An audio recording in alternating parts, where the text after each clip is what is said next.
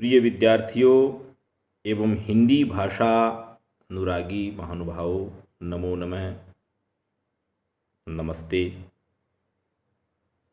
आज हिंदी भाषा के 4 छंदों के बारे में मैं आप लोगों के समक्ष चर्चा करूंगा। छंद 2 प्रकार के होते हैं, ये मैंने पहले वीडियो में बताया था, मात्रिक छंद और वर्णिक छंद। हिंदी में एक मुक्त छंद भी होता है जिसमें किसी भी चरण को समान या असमान होना आवश्यक नहीं है। आपको पता ही है, मात्रिक छंद में मात्राओं की गणना होती है, वर्णिक छंद में वर्णों की गणना होती है। ये विशेषकर हिंदी साहित्य के जो विद्यार्थी हैं, कक्षा 11, 12 या महाविद्यालय स्तर के, या विशेषकर जो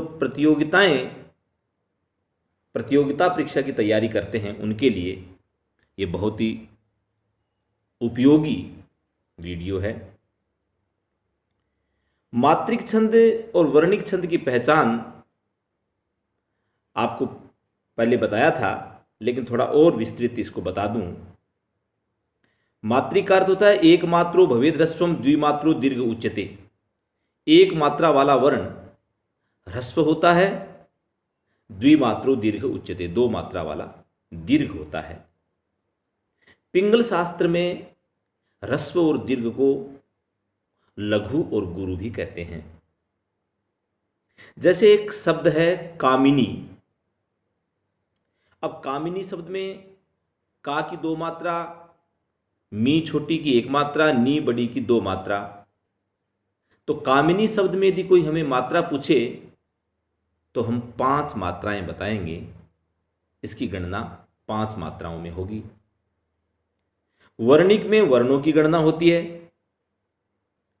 वह जो मात्रा में नियम लगता है ह्रस्व दीर्घ का, वही वर्णों में लगता है। तो कामिनी के अंदर 3 वर्ण हैं। कामिनी का दीर्घ वर्ण है, मी ह्रस्व वर्ण है, नी दीर्घ वर्ण है। और 3 वर्णों का ये शब्द होने के कारण इसको हम रगण नामक गण में भी ले सकते हैं। ये रगण हो गया। रा जय भा, गणों का एक सूत्र है, ये माता राज भान सलगा। उसमें रा जय भा, रा का मतलब का, जय का मतलब छोटी मी, भा का अर्थ बड़ी नी। तो ये रगण एक गण बन गया। छंद का अर्थ होता है आह्लादित होना, यानी प्रसन्नचित होना। यदि किसी पद्य में आता है उसको कहते हैं छंद। ऋग्वेद में छंद का अर्थ आह्लादित होना बताया गया है। 4 छंदों के बारे में यहां मैं चर्चा करूंगा, 2 मात्रिक और 2 वर्णिक। हालांकि ये छंद आप लोगों के पठन पाठन में काफ़ी आते हैं, लेकिन मैं थोड़ा इनको विस्तृत बताने का प्रयास करूंगा। और अंत में इन 4 छंदों को गा के भी सुनाऊंगा, क्योंकि यदि लयबद्ध तरीके से किसी पद्य को गाया जाता है तो वह वाक्य रसात्मक बन जाता है, और रसात्मक वाक्य को ही काव्य कहा जाता है। वाक्यम रसात्मकम काव्यम, जिसमें रस की अनुभूति हो। वैसे तो रस परमात्मा का पर्याय है, रसो वै सः। जहां रसास्वादन होता है वहां परमात्म तत्व की प्राप्ति होती है। आइए बड़े ध्यान से इस वीडियो को सुनिए और निश्चित रूप से यह आपको रसास्वादन दे, ऐसा मेरा प्रयास होगा। 2 मात्रिक छंद है, दोहा और चौपाई। दो वर्णिक छंद है कवित्त और सवैया। सबसे पहले चर्चा करते हैं दोहा छंद की। दोहा दो लाइनों का, दो पंक्तियों का और चार चरणों का एक मात्रिक छंद होता है। इसे अर्धसम छंद कहा जाता है क्योंकि इसके चारों चरण समान नहीं होते, चारों चरणों की मात्राएं भिन्न भिन्न होती है, इसलिए इसको अर्धसम छंद कहते हैं।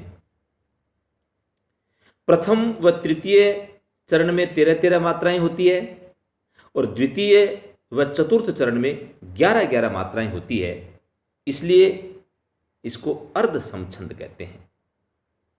यह दोहा अर्धसम वृत्त या अर्धसम छंद कहलाता है।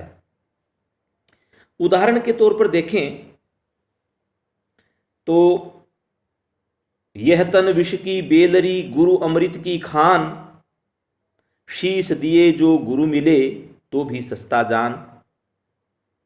अब यहां प्रथम चरण में यह तन विष की बेलरी, इसमें 13 मात्राएं हैं। गुरु अमृत की खान दूसरे चरण में 11 मात्राएं हैं। शीश दिए जो गुरु मिले, इसमें भी 13 मात्राएं हैं।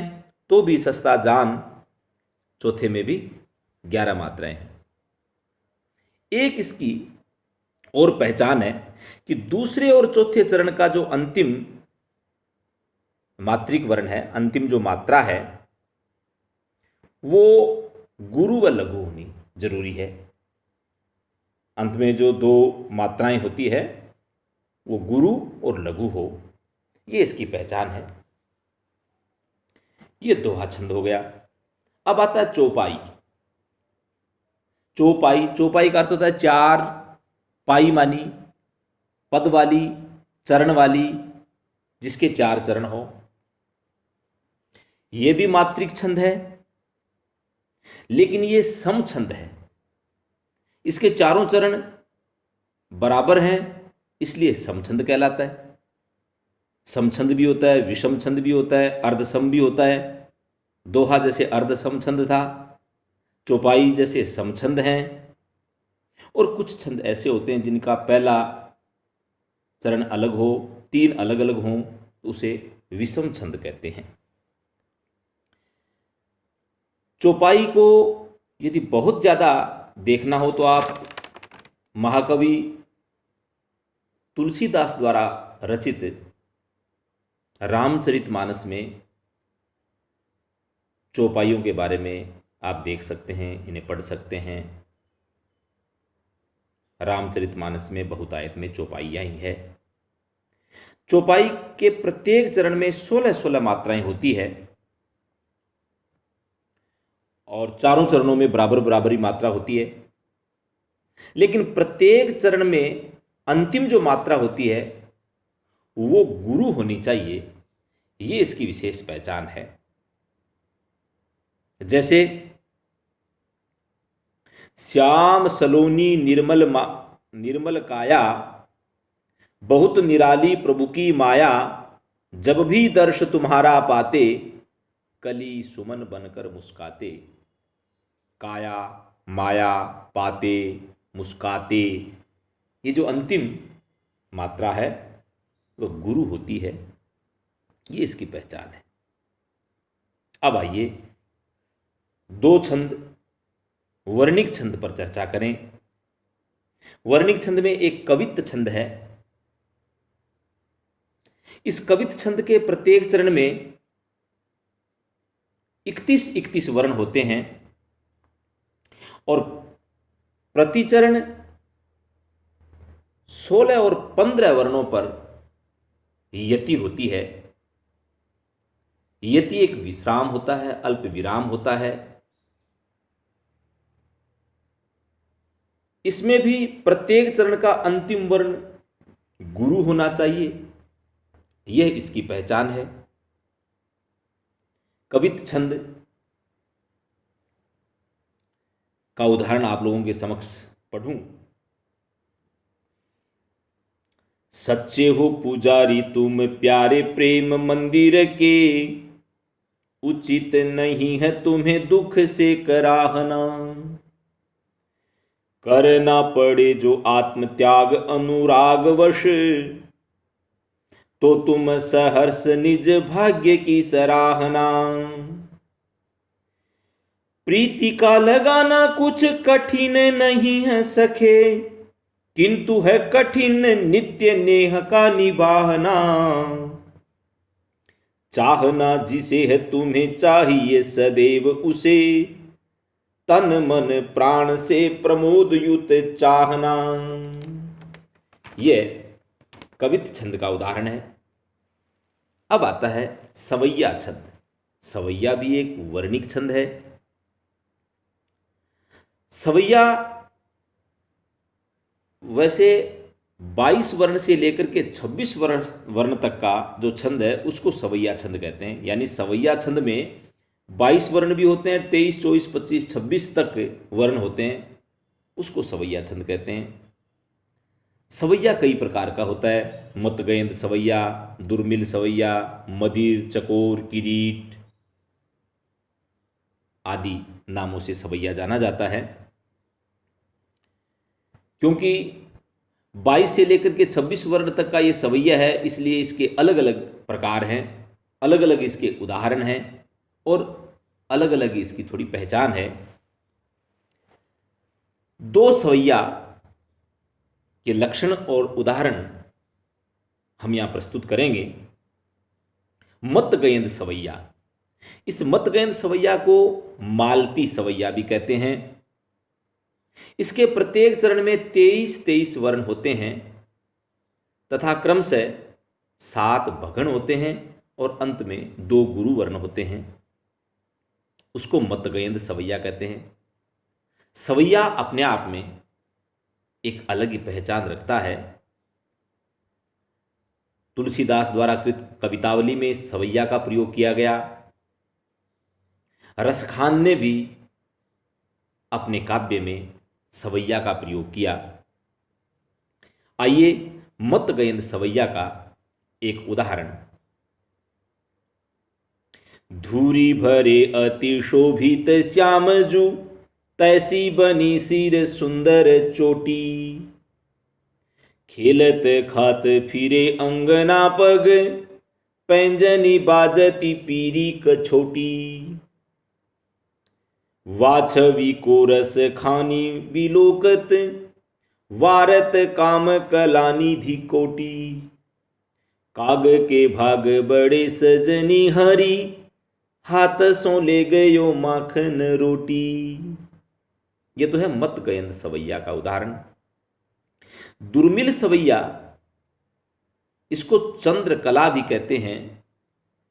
इसके प्रत्येक चरण में 24 वर्ण होते हैं। बाकी नियम वैसे ही है। इसका एक उदाहरण, पुरतेनिक सी रघुवीर वधू, धरी धीर दये मग में डग द्वे।